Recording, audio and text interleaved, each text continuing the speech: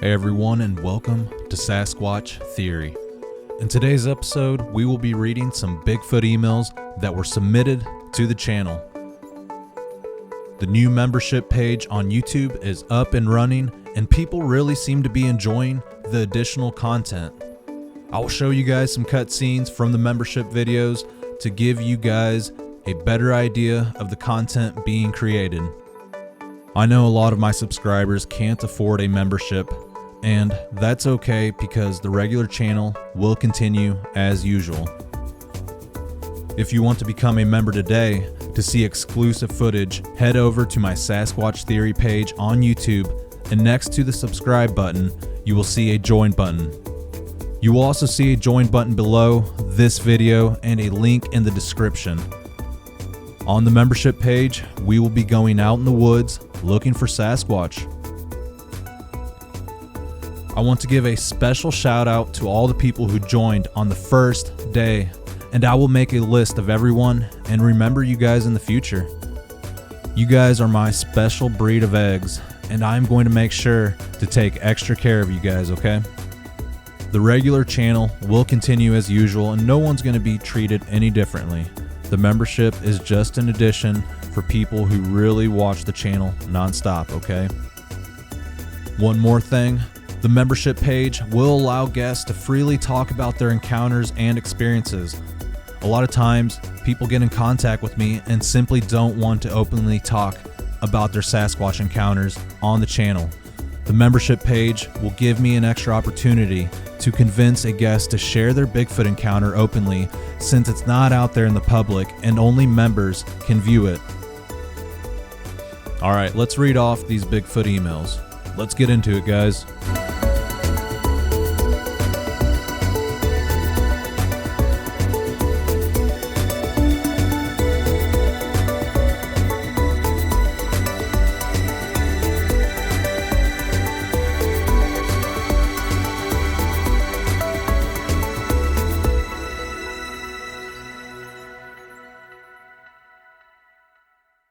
Dear Miguel, first of all, big compliments on your YouTube channel, of which I am a fan of and a subscriber.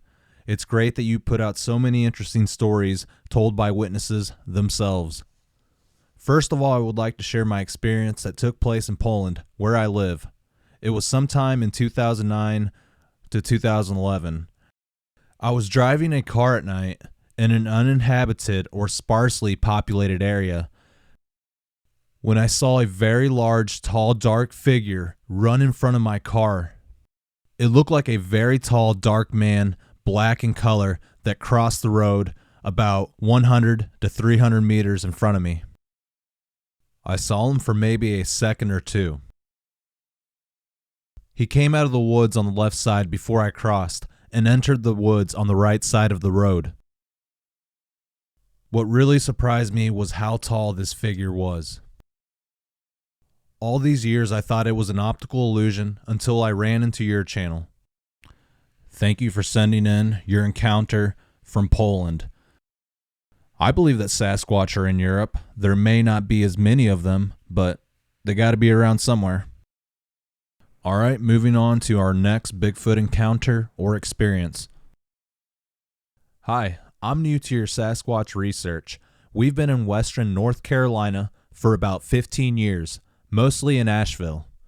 6 months ago, we moved to a very rural area called Old Fort on 4 acres that backs up to miles and miles of uninhabited mountains.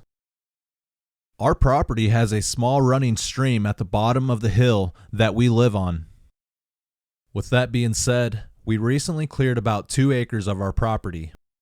When we first moved here, I did some exploring in the surrounding woods and found many trails, similar to animal trails but much larger, and a few spots that look like bedding and sticks woven into some type of roof formation. There were a few incidents where something was pulling the bags of trash out of the cans. I would find the bags of trash out in the woods, and I don't think any nearby neighbors would go through that much trouble to get into my trash. After those incidents, it really raised my curiosity, and I wanted to find out more. Shortly after that, as the weather broke, I started cooking outside on the fire. I barbecued different types of meat, and I used my Dutch oven.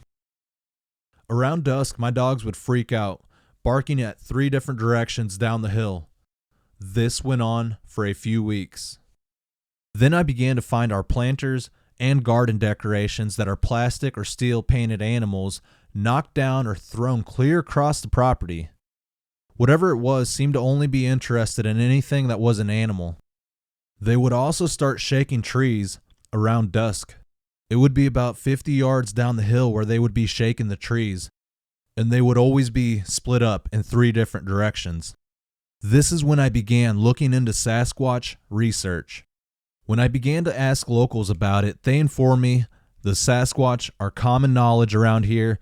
There's even Sasquatch festivals in the next town over. I also started talking to them around dusk when my dogs would let me know something was there. After a week or so, one night, I kept saying, "I want to see you. And how many of you are here?"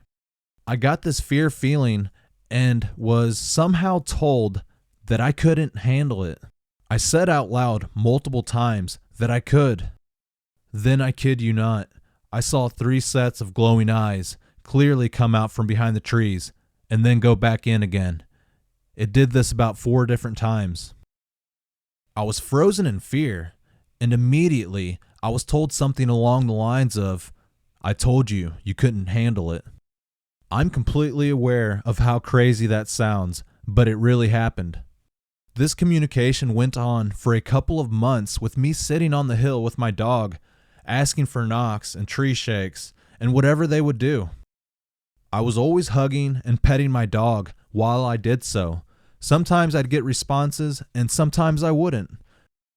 Then a few days later, I was scoping out trees on my property with my dog so I could start a new building project. I noticed these large trails on the property, and just like that, my dog took off, like she does when she sees a squirrel or a rabbit. I immediately called out to her, but she just kept going. In those few seconds, she ran about 40 yards, then you could hear her stop for like 2 seconds. Then some seriously loud rustling for about another 3 seconds, and then nothing.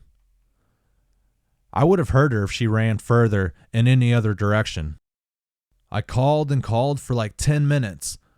All the while, I had this overwhelming feeling of almost something bad or feeling sorry that something got her. Again, I know that sounds crazy. I said out loud, "Okay, I'm going home, Maple. Please come home." And by the time I walked back to the house to get my son to help look for her, she came limping up the hill, terrified and shaking.